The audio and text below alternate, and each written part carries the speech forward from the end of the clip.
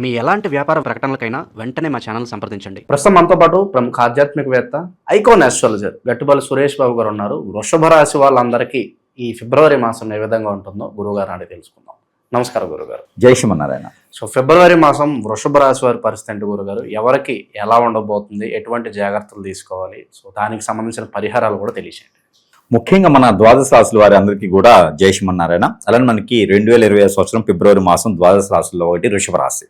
ఈ వృషభ రాశి వారికి ముఖ్యంగా మనము ఈ గ్రహస్థితిని బట్టి మనం మాట్లాడుకోవాల్సిందంటే కనుక ఆర్థిక సమస్య. ఈ ఆర్థిక సమస్య అనేది వీరికి నరదిష్టి, నరఘోష, శత్రుభయం అన్ని రకాలు ఉన్నాయి. ఎందుకంటే కలిసి వచ్చే వాళ్ళకి కదా అన్నీ ఉంటాయి. కాబట్టి వీరి మీద దిష్టి దోషాలు చాలా ఎక్కువ ఉన్నాయని చెప్పుకోవచ్చు. కాబట్టి వీరి యొక్క స్థితిగతులు ఎలా ఉన్నాయంటే కనుక వీరికి ఒక గోచార ప్రకారంగా 22 సంవత్సరాలు దాటిన వారికి అందరూ కూడా వ్యాపారం చేసుకుని సంపాదించాలని ఉంటారు. వీరి చేతి నుంచి ఎవరికైనా డబ్బు ఇచ్చి ఉండి ఖచ్చితంగా గొడవలు వేసి శత్రుభయం కూడా కనిపిస్తూ ఉంది. ఒకటి. రెండోది అంటే ఆదాయ వనరులు. రెండోది వీరు సంపాదించింది ఎడిపోతుందో అర్థం కావట్లా, ఎవరికి ఇస్తున్నారో తెలియట్లా. సంపాదించేది 24 గంటలు కష్టపడతారు కానీ రూపాయి ఆదాయం ఉండదు. కాబట్టి వీరికి ఎడిపోతుందో అర్థం కావట్లేదు. అంటే ఇక్కడ కారణం ఏంటి? ఇక్కడ వీరి చేతులు డబ్బు నిలబట్టలేదు, గ్రహస్థితి బాగలేదు. ఇక అన్ని గ్రహాలు కూడా వీరికి సానుకూలంగా లేకపోవటం, గ్రహ కూటమి ఏర్పడటం, అందులో వీరికి గోచార ప్రకారం ఇబ్బందులు ఉండటం, అందులో శని ఒక దశ కానీ కేతు ఒక దశ కానీ నడవటం, ఇలాంటి వాళ్ళకైతే ఖచ్చితంగా సమస్యలు ఉంటాయి ఆర్థిక పరంగా అని చెప్పవచ్చు. ఇకపోతే మిగతా వాళ్ళందరికీ ఈ యొక్క వృషభ రాశి అందరికీ కొంతమేర ఉపశయనం లభించేసి ఉన్న డబ్బులు ఉంటూ ఇప్పుడు ఈ 2020 సంవత్సరం సంపాదించే సంపాదన అంతా కూడా ఖర్చు అయిపోతూ ఉంటుంది. కానీ దేనికి ఊరకైతే పెట్టరు. అంటే రూపాయి సంపాదిస్తే రూపాయి ఇంటికి రాదు, అలాంటి వ్యవస్థ ఉంది. కాబట్టి వీరి చేతి ద్వారా ఎవరు డబ్బులు లేకుండా ఉంటే చాలా మంచిది. ఎవరిని నమ్మి మాత్రం పెట్టుబడి పెట్టి వ్యాపారాలు చేయకూడదు. అక్కడ మాత్రం ఖచ్చితంగా నష్టపోతూ ఉంటారు. వీళ్ళకి ధనపరంగా ఎటువంటి నష్టం జరగకూడదు అంటే సింపుల్ రెమెడీ ఏంటంట? ప్రతిరోజు కూడా ఇంట్లో వీరు రూమ్లో ఉన్నాయి, ఇంట్లో ఉన్నాయి, హాస్టల్లో ఉన్నాయి, ఎక్కడైనా ఉన్నాయండి. ఇలాంటి వాళ్ళ దగ్గర వీళ్ళకి అవకాశం ఉంటే కనుక ఏదైనా బిర్యానీ ఆకు ఉంటుంది. ఈ బిర్యానీ ఆకు ఇంట్లో ఏదైనా కాయిల్స్ బొగ్గు పెట్టేసి సాంబ్రాణితో పాటు బిర్యానీ ఆకు చిన్న చిన్న పీసులు చేసి పొగ వేసుకోవాలి సాయం సంధి వేళలో. వృషభ రాశి కాబట్టి ఈ బిర్యానీ ఆకు పొగ వేయటం ద్వారా ఊదు వేయటం ద్వారా వీరికి అన్ని రకాల సమస్యలే కాకుండా వీరి మీద చెడు క్రియలు కూడా తగ్గిపోతాయి, నరదిష్టి ప్రభావం తగ్గిపోతుంది. అలానే ఆదాయ వనరులు కూడా సృష్టించబడుతుంటాయి అనమాట. ఆ ఒక స్మెల్కి డబ్బులు, ధనలక్ష్మి కూడా ఇంట్లో వస్తుంది. కాబట్టి ఈ పరిహారం చేసుకుంటే సరిపోతుంది. ఉద్యోగ వ్యవస్థ ఎలా ఉంటుంది అంటారు? ఆల్రెడీ జాబ్ చేసే వాళ్ళేమో శాలరీల కోసం, ప్రమోషన్ల కోసం చూస్తూ ఉంటారు. జాబ్ లేని వాళ్ళేమో జాబ్ ఎప్పుడు వస్తుందా అనే వెహికల్తో ఎదురు చూస్తూ ఉంటారు. వీళ్ళకి ఎలా ఉంటుంది? 9వ ముక్కులో ఉంటుంది జాబులు.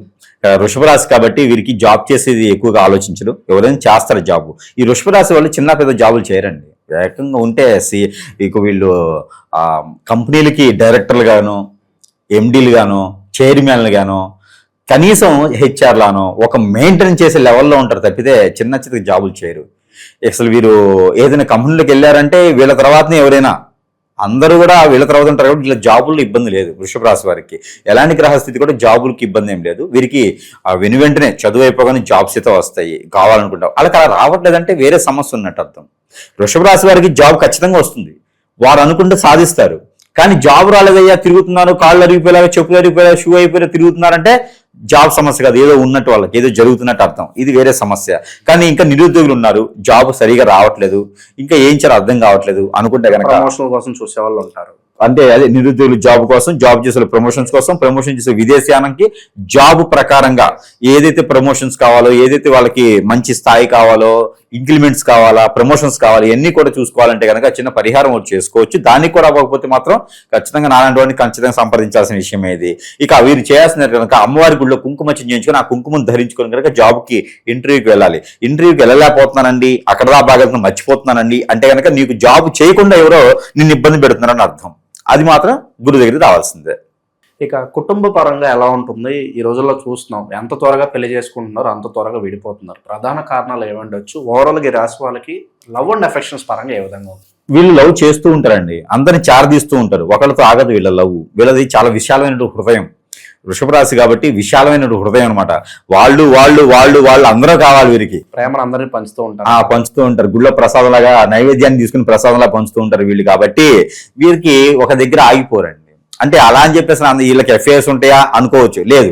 అందరినీ ఒకేలా చూసుకునేటువంటి వ్యక్తిత్వం కల పర్సన్స్ వీరు. కాబట్టి వీరి మీద ఎవరైనా వీరు ప్రేమించే గుణం తగ్గదు. ఎదుటివారు వీరి మీద వ్యసనం కుళ్ళు రంది ఉంటుందేమో కానీ వీరి మనసు మాత్రం మారదు.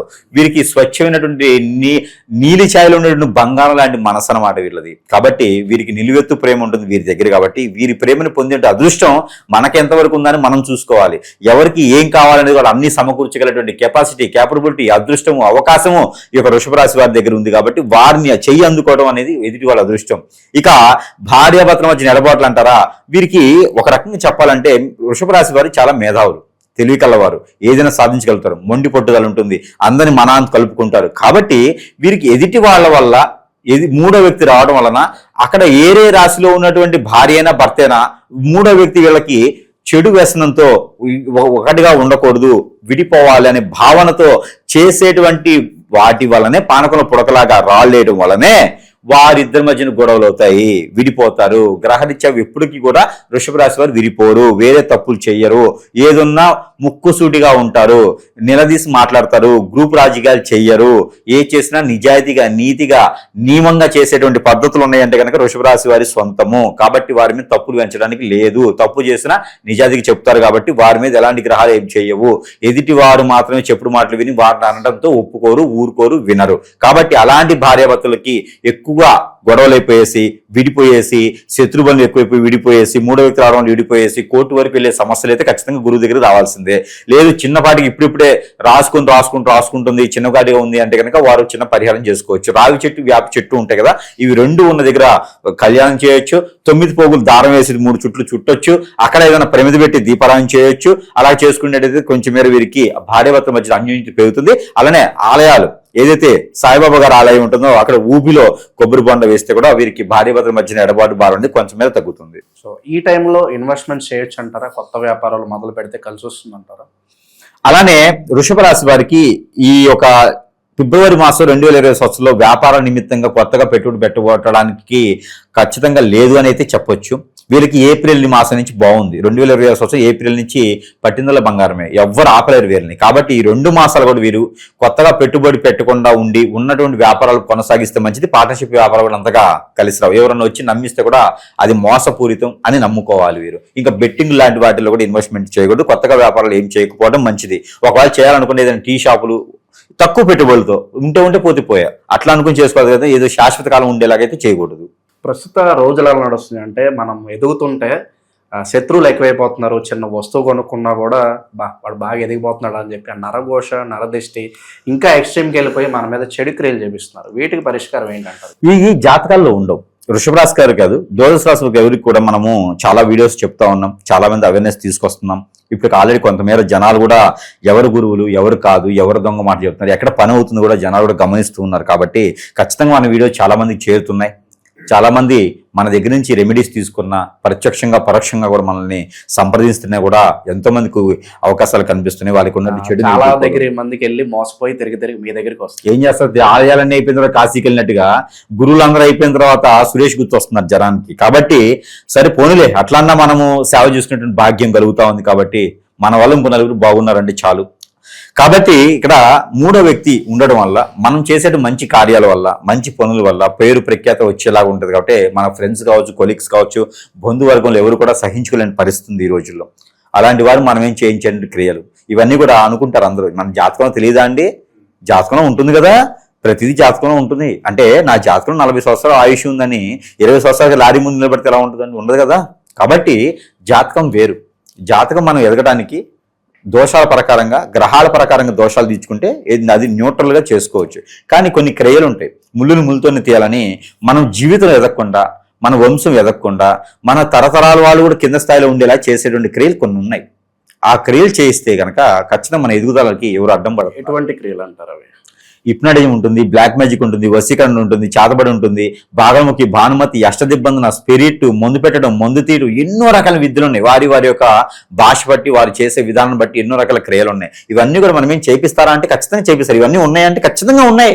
దెయ్యం ఉంది, భూతము ఉంది, ఆ దేవుడు ఉన్నాడు, అమ్మవారు ఉన్నారు, అలానే మందు కూడా ఉంది. ఖచ్చితంగా డ్రగ్స్ ఎలా అయితే ఉన్నాయో మరుగు ముందాలని ఉంది, మనం చేసే క్రియలు ఎలా ఉన్నాయి, ఇవన్నీ నమ్మాలి తప్పదు. మూఢనమ్మకాలు కాదు ఇవి, ఉన్నాయి. ఆడపిల్లల్ని బలి చేస్తున్నారు, మోపిల్లల్ని బలి చేస్తున్నారు, కుటుంబ సంసారం బలి చేస్తున్నారు, 7 తరాల పాటు జీవించాల్సినటువంటి సంసారాన్ని నిప్పులు పోస్తున్నారు, పిల్లల్ని చెల్లెల్ని అందరినీ చెట్టుకొని కుట్టుకోలు చేస్తున్నారు, ఆశపడుతున్నారు, ఎవరినో లాక్కపోతున్నారు. తల్లిదండ్రులకు ఒక భార్య, ఒక భర్త, ఒక చిన్నపాటి కుటుంబం, ఒక పాప ఒక బాబు ఉంటే పాపను ఒకరు ఇగ్నోరేట్ చేస్తారు, బాబును ఒకరు చేతబడి చేస్తారు, లేకపోతే వాళ్ళ వల్లన్నీ తినేస్తారు, తల్లిదండ్రులను ఇబ్బంది పెడుతున్నారు. తల్లిదండ్రులను ఇబ్బంది పెట్టి బాధ పెట్టి ఎన్నో రకాల క్షోభ అనుభవించేటువంటి పరిస్థితులు మన భారతదేశంలో ఇంకా ఉన్నాయి, ఎక్కువైపోతున్నాయి. ఇవన్నీ కూడా పిల్లలకి నచ్చ చెప్పుకోవాలి, సరి చెప్పుకోవాలి, వాళ్ళు ఫ్రెండ్షిప్ చేయాలి వాళ్ళతో. పెద్దలు ఎవరికి పర్సనల్ విషయాలు షేర్ చేసుకోకూడదు, పిల్లలు కూడా జాగ్రత్తగా ఉండాలి. ఈ రోజుల్లో చిన్న చిన్న పిల్లలు కూడా బలైపోతున్నటువంటి పరిస్థితి ఉంది. ఇవన్నీ జాతకాలు ఉండవండి, దయచేసి పెద్దలందరూ గమనించుకోవాలి. ఎవరు లేని అతిగా కోపం రావడం కానీ, తినలేకపోవడం కానీ, మొండిగా మాట్లాడడం కానీ, మన మాట వినకపోతే కూడా ఈ మొహంలో చేంజెస్ వస్తాయి. రఫ్ ఫేస్ వచ్చినా కూడా, తినకపోయినా కూడా నేను బయటికి వెళ్ళిపోతాను అనుకుంటాం, భర్తని భార్యని పిల్లల్ని చెట్టుకలు గుట్టుకలు చేసేటువంటి వ్యవస్థలు ఉన్నాయి. కాబట్టి ఇలాంటి సిమ్టమ్స్ మీ ఇంటి పక్కన, ఇంటి పైన, ఇంటికి ఎదురు పక్క, ముందు పక్క ఎక్కడైనా ఉన్నాయి, మన ఇంట్లోనే ఉంది ఇలాంటి సమస్య అంటే కనుక ఖచ్చితంగా మన సమీపంలో ఉన్నటువంటి గురువు గారు మంచోడై ఉండాలి, లేకపోతే వాళ్లే చేస్తున్న దరిద్రులు. కాబట్టి మంచి గురువుని ఎంచుకుని వెళ్ళామంటే వారికి ఉన్న సంఘటనకి, వారికి ఉన్న సిచ్యువేషన్ కి, వారికి ఉన్న పరిస్థితికి కొంచెమైనా ఉపశమనం లభించేలాగా గురువు చూసేదానికి ఉంటుంది. అది స్వయంగా మనకు చేసుకునేటువంటి క్రియలు ఉండవు. అలానే మన జాతక ప్రకారంగా కావివన్నీ కూడా థర్డ్ పార్టీ అని చెప్పొచ్చు. అలానే ఇంకేదైనా ఉంది అంటే కనుక వారికి చిన్నపాటి పరిహారం ఏంటంటే కనుక ఒక నిమ్మకాయ తీసుకోవాలి, ఒక పచ్చి నిమ్మకాయ తీసుకొని దానికి లవంగాలను ఉంటాయి, పైన బుడుపుండే లవంగాలు కావాలి. ఆ లవంగాలు ఒక 9 లవంగాలు ఆ నిమ్మకాయ గుచ్చాలి. గుచ్చి ఒక 2 రోజులు దేవుని మందిరంలో పెట్టి 3వ రోజును పొద్దున్నే ఆ నిమ్మకాయని తల చుట్టూ 7 టైమ్స్ దిష్టి తీసుకోవాలి.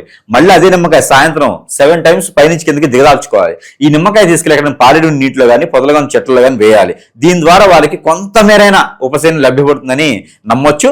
ఇంకా సమస్య ముదిరిపోయింది అంటే కనుక ఖచ్చితంగా గురుగారు సంప్రదిస్తేనే ఆ సమస్య పరిష్కార మార్గం అనేది లభ్యపడుతుంది. చాలా మంది మహిళలు కూడా మన వీడియోలు చూస్తూ ఉన్నారు. గురువుగారు మాకేదన్నా చెప్పండి, మేము అభివృద్ధిలోకి రావాలంటే ఏం చేయాలి, విశేషంగా మేము ఏమన్నా చేసుకోవచ్చు అని అడుగుతున్నారు. వీళ్ళ గురించి వాళ్ళు మహిళలు అవటమే విశేషం, మహిళలే అమ్మవార్లు, వాళ్ళకి అంతకన్నా విశేషమే ఉంది. మహిళలను రోజు పొద్దున్నే లేచి రిలేషన్షిప్ పక్కన పెట్టేసేయండి. ఎవరినైనా సరే ఇంట్లో స్త్రీని చూస్తే మనకి ఆ రోజుల్లో కలిసిపాటు ఉంటుంది. కాబట్టి ఇంట్లో వాళ్ళు ఉండటమే అదృష్టం. వాళ్ళు ఏ రిలేషన్షిప్ అయినా, అక్కైనా, చెల్లైనా, అమ్మాయినా, ఎవరైనా సరే, భార్య అయినా, కూతురైనా, ఏదో ఒక రిలేషన్ ఉంటుంది. కానీ ఇంట్లో మగవాళ్ళు నిద్రలేసే సమయానికి వారి ముందు నిలబడి ఉంటే వారిని చూస్తే చాలు, వారికి అదృష్టం ఉంటుంది, ఎదుటి వారికి అదృష్టం ఉంటుంది. మరొకటి, స్త్రీలు, వృషభ రాశి వారు స్త్రీలు గనక ఈ మాసం మొత్తం కూడా ఎక్కువగా మాట్లాడకూడదు. ఎందుకంటే రాహు యొక్క ప్రభావితం వృషభ రాశి మీద బాగా ఉంది, కేతు ఒక ప్రభావం బాగా ఉంది, గురువు ఒక ప్రభావం బాగా ఉంది. ఈ వృషభ రాశి స్త్రీల మీద ఎక్కువగా ఉంటుంది. కాబట్టి ఎవరి మాటైనా విని మోసపోవచ్చు, జాగ్రత్త వహించుకోవాలి. మోసపోతున్నామని తెలిసి కూడా మోసపోతున్నాం అంటే మూర్ఖత్వం, అమాయకత్వం అంటారు దాన్ని. కాబట్టి వారు ఏం చేయాలంటే, వారు వేసుకొని పారివేసినటువంటి చెప్పులు ఉంటాయి కదా, ఆ చెప్పులు తీసుకొని ఎవరైతే వారికి ఆ చెడు చేస్తున్నారో, ఎవరైతే వాళ్ళని ఇబ్బంది పెడుతున్నారో, ఇంట్లో భర్త అయినా సరే ఎవరైతే వాళ్ళని ఇబ్బంది పెడుతున్నారో, ఎవరైతే అంటే మనము స్త్రీల పక్షపాతి కాదు, ఇద్దరు పక్షపాతి ఏం కాదు, కానీ వారు సున్నితమైనటువంటి మనస్తత్వం ఉంటుంది. వారు ఏడిస్తే అందరికీ శుభం కలగదు, కానీ వారిని బాగా చూసుకోవాలి, బాగా ఉండాలి. కాబట్టి వారికి ప్రత్యామ్నాయ పరిహారం ఒకటి చేసుకుంటే చాలు.